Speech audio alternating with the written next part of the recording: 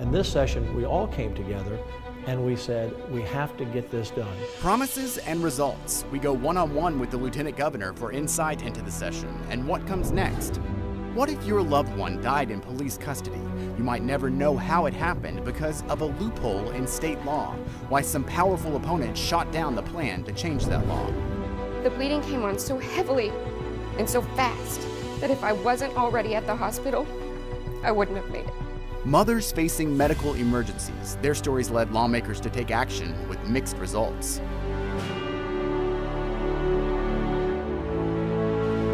Hello, and thank you for joining us for State of Texas. I'm Josh Hinkle.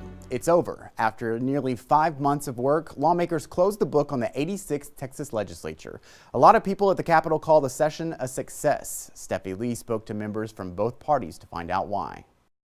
So I've always signed over here on top of the House. State Representative Drew Springer has all the legislators in the Texas House sign his poster after the end of every session. They're red and blue, and together. But Texas, we intermix.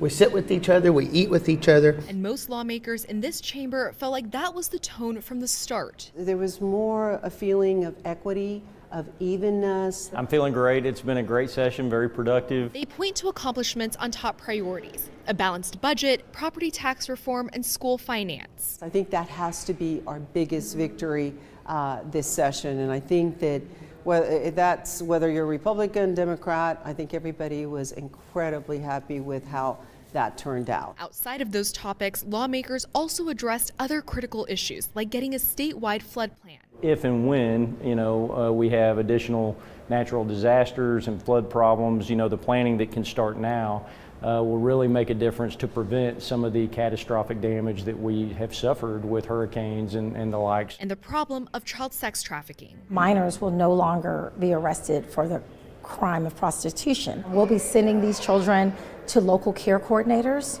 where they're eligible for emergency housing, medical treatment. But the work never stops. There's always business left undone, and certainly I don't think there's anybody that would say every issue's been tackled. Steffi Lee for State of Texas. One key to the accomplishments this session was the unity shown by the state's big three leaders. Phil Prazen sat down with Lieutenant Governor Dan Patrick to get his perspective on the results of the Capitol and to answer questions about his future political plans. It was a calm session between the big three leaders. That's a big difference from 2 years ago when a House-Senate divide tore the state apart until a special session ensured all aspects of government would work. You cannot accomplish anything great unless three things happen. It passes the Senate, it passes the House, and the governor signs it into law. And that's where we were this session. Three people working together. Doesn't mean we didn't disagree, but we did that behind closed doors, and we hammered out our disagreements, and we said, here's where we're going, and we're going to get there. The focus for lawmakers very much came from the 2018 election, a massive turnout driven in part by more competition between Republicans and Democrats. Every session is the tone is set with the election beforehand. What was the message you got from the 2018 election, and then did you deliver the product? The message that I've always heard, it didn't take that last election for me to hear it. Property tax relief, I've been fighting for that as a senator and lieutenant governor. This was the year we got it done. We had enough people to join me in the fight. With the new speaker was the key. And of course the governor has been with me on this issue. Teacher pay. We need to make it a profession where good teachers can make $60,000, $70,000, $80,000 a year. So do you think that was part of the message from the 2018 is the voters said, we don't like the state going into a special session. We want you all to get along and do things. Yes. Well, here's and this will be an interesting number for you, and I don't have the tally for this year, but I can give you a good guess. Last year, out of 1,592 bills, only 23 passed along partisan lines.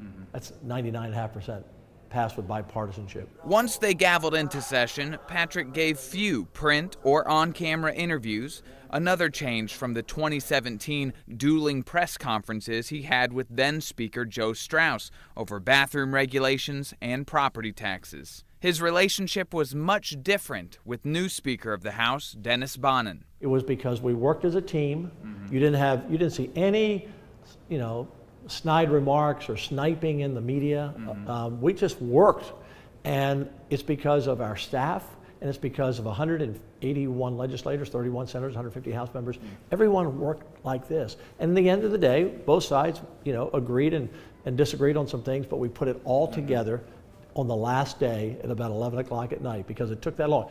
The Big Three focused the legislature on few controversial issues, but complicated ones, reworking the formulas for school finance and how they connect to local property taxes. This was about a package of very sophisticated, complex, grind it out day by day, figure out the formulas, the calculations of school districts and property taxes.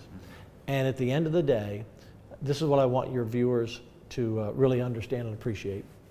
Your appraisals, rising appraisals, are no longer going to have a direct effect on your property taxes. That new law will cap the amount of revenue a city or county can take in at 3.5%. If they want to go over that, city leaders have to ask the voters. It's expected to save property owners thousands of dollars in the years ahead, and that passed over the objections of major city leaders. This is revolutionary. I've been wanting to do this since 2003 when I was not in the Senate but came here to testify against high property taxes, and we got it done because of teamwork. Then there is school finance reform. Not the $5,000 across-the-board pay raise Patrick wanted, but pay for experience and quality.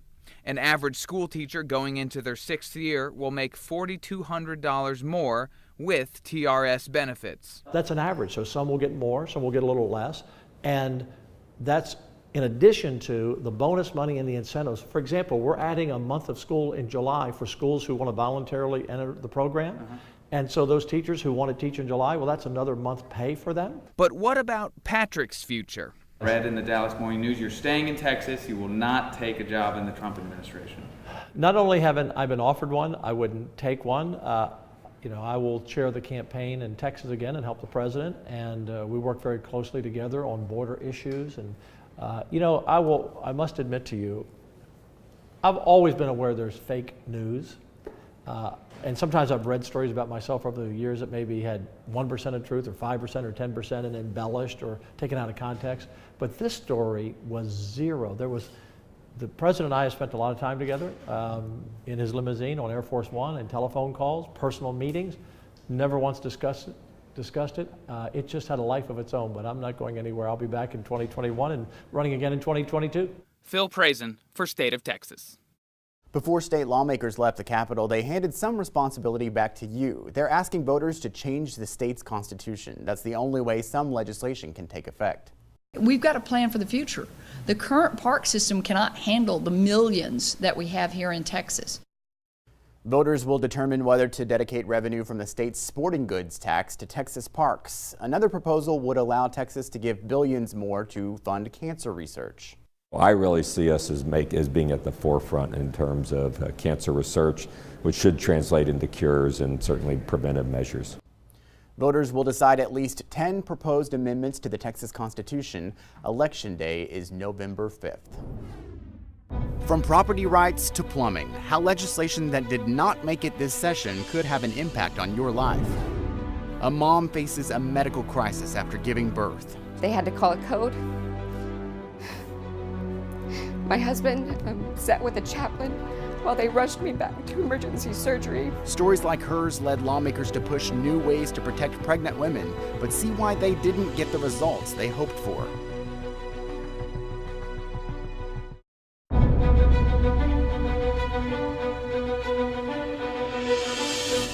The Texas Constitution says landowners are supposed to get a fair market value for land taken by businesses or the government. But some property owners say the value they're getting is not what their land is worth. The effort to even the playing field could not pass this session. Who is going to provide the food and fiber for Texans if the pipeline companies continue to assault and ravage our land? Texas landowners spoke out at an April hearing, hoping to get more of a voice in eminent domain negotiations. And you have to protect our landowners. Please vote in favor of SB 421. But Brenham Senator Lois Kolkhorst's bill to add protections for property owners stalled in a conference committee. Oil and gas companies argued restrictions in the bill actually prevent cooperation between ranchers and energy companies. Some details in the bills would lead to protracted litigation rather than successful negotiation. Landowners would end up paying lawyers money they would otherwise have received from companies like mine. Colcourt's bill actually passed in both the House and the Senate, but a conference committee ran out of time to work out disagreements over amendments to the bill. Texas plumbers will soon go unlicensed and unregulated because of what didn't happen at the Capitol. Lawmakers failed to pass legislation to continue the State Board of Plumbing Examiners. The board will be abolished in September. That means the state will not issue any new plumbing licenses or renew old ones. Democrats tried and failed this session to expand Medicaid in Texas. Freshman John Busey of Cedar Park led the effort in the House. Despite the result, he says he's encouraged. It didn't pass, but it got more support than it's ever gotten. I think it's going to bring awareness back to that issue and the importance of bringing Medicaid expansion to this state for how it helps our economy and the people of Texas. But lawmakers approved a budget that actually cut spending on Medicaid by close to $900 million, raising concerns from some about the impact on Texans who need health care. I want to now transition and start to work for the folks who don't have insurance. And Medicaid is not doing enough. We haven't expanded that coverage. And for those that have Medicaid, I mean, we didn't fund it properly in this budget. But others believe expanding Medicaid is the wrong move, and influential outside groups called on lawmakers to reject the idea. We need to reform Medicaid. We don't need to expand it. It is a broken system. And the people in the state of Texas, the most vulnerable among us, they need something better. Government statistics show that of all the states, Texas has the highest number and percentage of uninsured people. Efforts to save mothers' lives stopped at the Capitol. Maternal mortality, I'm disappointed in that. Wasn't able to get any of the priority pieces of legislation that I had out of the House this session. We'll look closer at the results, good and bad, in the fight to protect Texas women from pregnancy-related deaths. Suspects dying in police custody, and the public may never see what happened. How a battle behind the scenes shot down a bill to bring transparency.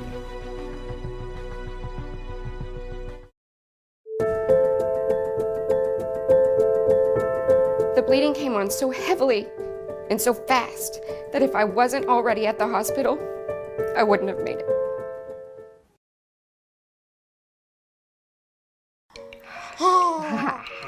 It's been almost a year since it happened, and I haven't really talked to anybody about it. It's a very personal experience. Really only my family knows about it. This was my third pregnancy.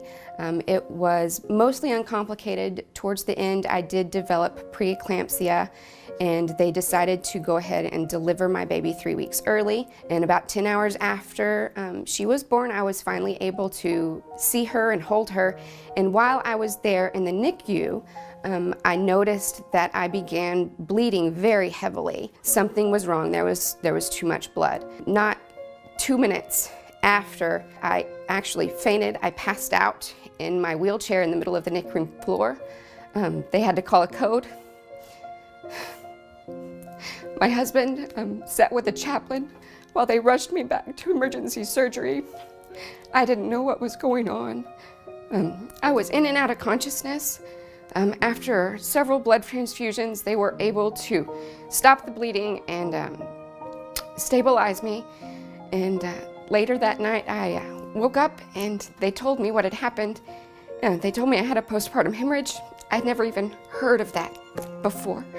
So it was incredibly scary. And the bleeding came on so heavily and so fast that if I wasn't already at the hospital, I wouldn't have made it.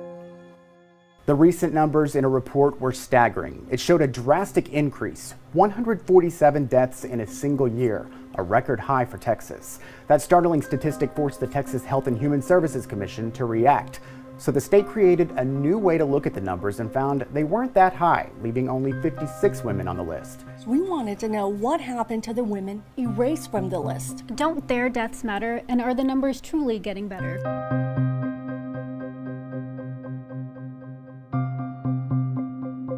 How confident is the state in the numbers? So based on what we have done and the enhanced method, we're confident in the methodology.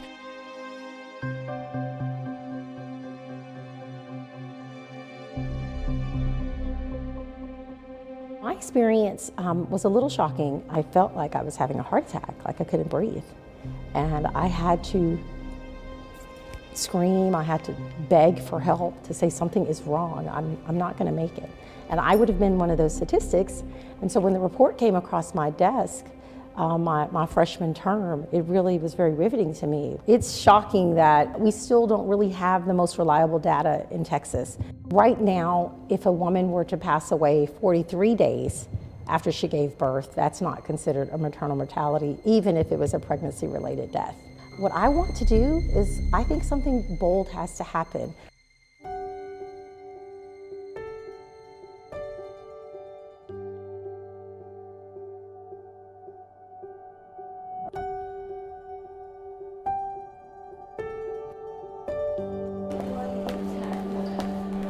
We need to know the risk factors. We need to know the things that can go wrong. New mothers, previous mothers, we know that pregnancy and giving birth and the whole situation can be scary just by itself, but all of these other things that can go along with it, even if they're rare or not likely, we need to know. If I had known, if I knew I had so many of the risk factors, I could have taken better care of myself. I could have told the nurses I needed extra help, but I didn't, and I pushed myself. Did you have any more marshmallows? Was that all? Yeah. Did you put them all in your cup? It's something that nobody talks about, but it's happening every single day.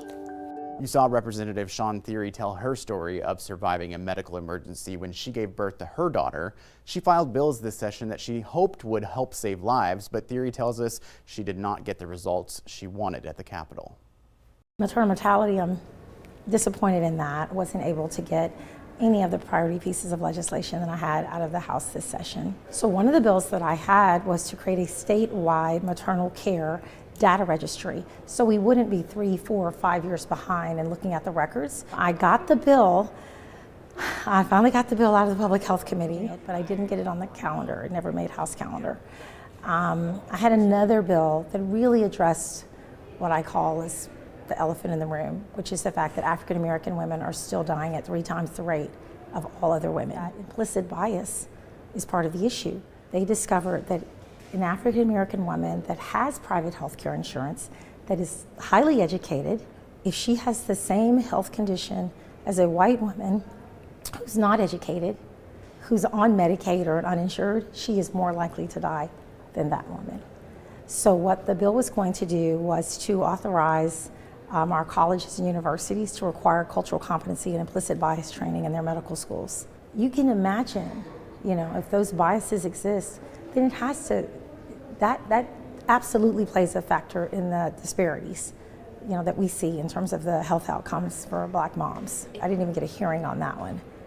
I think it was just a topic that people didn't want to, it's an uncomfortable topic to talk about. But many things are in this place, as we know, and it doesn't stop us. That's the oath we take. It's something that I'm not going to give up on. Unfortunately, I really, 2 years a year and a half is a long time to wait to get started, but I will be back to push that issue. 2 bills aimed at reducing maternal mortality did get through the legislature. Senator Lois Kolkhorst's bill requires the state to collect information on babies born to Medicaid recipients.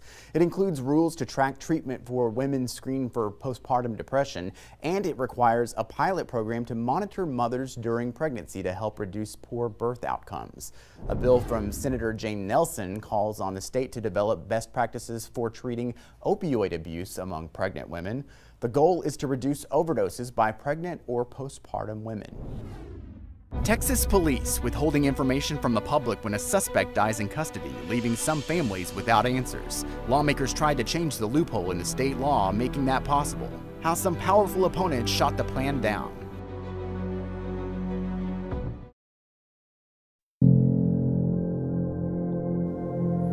People whose loved ones die in the custody of Texas police will remain in the dark for now. That's because state lawmakers failed to pass a measure this week that would have prevented police from keeping information in those cases secret. We've investigated police across the state using the so-called dead suspect loophole to withhold video, audio, and other records about in-custody deaths from the public. The main sticking point with this legislation was that part of those records included allegations of misconduct against police in such cases, even if they're not proven. Keep in mind, we're not talking about basic misconduct complaints. This is when a suspect is no longer living, can no longer speak up, when the agency employing the officer involved is the same agency investigating the allegations, the same agency that has the choice to keep those fatal details quiet. Our sources say Governor Greg Abbott's office indicated he would only sign Senate Bill 944, a major open records bill, if that law enforcement amendment was stripped from it. Pushback against the measure was the strongest from the state's largest police union, the Combined Law Enforcement Associations of Texas, or CLEAT. In a letter to the governor's office written just a day before lawmakers took out that measure, CLEAT said, "We heard there was a clear promise of a veto if the amendment remained in place." To save the rest of the bill, Representative Joe Moody pulled the amendment and wrote his own letter saying a deliberate disinformation campaign by the very people fighting transparency made it impossible to advance this legislation. Now the bill awaits the governor's signature and does not include that additional layer of accountability. Open records advocates, families of the deceased, lawyers, journalists, and the public must wait 2 more years for another chance at changing this law. Thank you again for joining us for State of Texas. I'm Josh Hinkle. We'll be back next week to bring you an in-depth look at Texas politics.